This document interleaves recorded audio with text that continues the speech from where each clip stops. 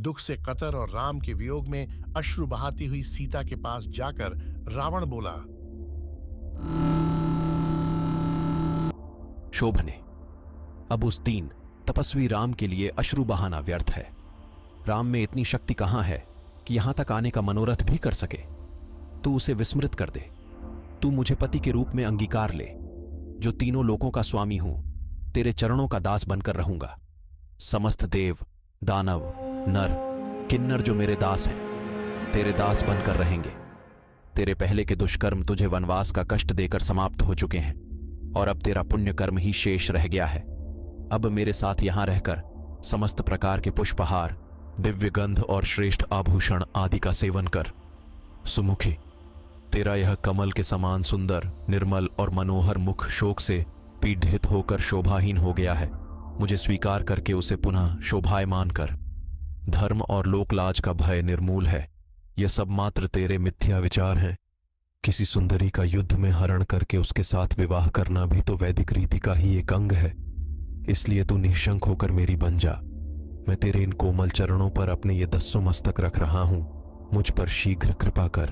रावण के इन वचनों को सुनकर शोक से कष्ट पाती हुई वैदेही अपने और रावण के बीच में तिनके का ओट करके बोली, हे नराधम, परम पराक्रमी, धर्मपरायण एवं सत्य प्रतिज्ञ दशरथ नंदन श्री रामचंद्र जी ही मेरे पति हैं।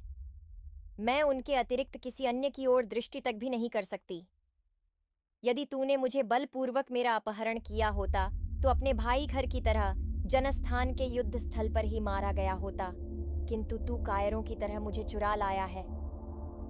तेरे इस अनर्गल प्रलाप से ऐसा प्रतीत होता है कि अब लंका सहित तेरे विनाश का समय आ गया है। तू इस भ्रम में मत रह कि यदि देवता और राक्षस तेरा कुछ नहीं बिगाड़ डाच सके तो राम भी तुझे नहीं मार सके। उनके हाथों से ही तेरी मृत्यु निश्चित है। अब तेरा जीवन काल समाप्त प्राय हो चुका है। तेरे तेज, बल और बुद्धि तो पहले ही नष्ट हो चुके हैं, और जिसकी बुद्धि नष्ट हो चुकी होती है उसका विनाश काल भी नहीं होता। अरे राक्षस आधम, तू महापापी है, इसलिए मेरा स्पर्श नहीं कर सकता। तूने कभी सोचा भी है कि कमलों में विहार करने वाली हंसिनी क्या कभी कुक्कुट के साथ रह सकती है?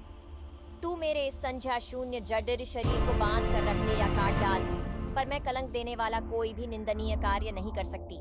सीता के कठोर एवं अपमानजनक वाक्य सुनकर रावण कुपित होकर बोला, हे मनोहर हास्य वाली भामिनी, मैं तुझे 12 माह का समय देता हूं।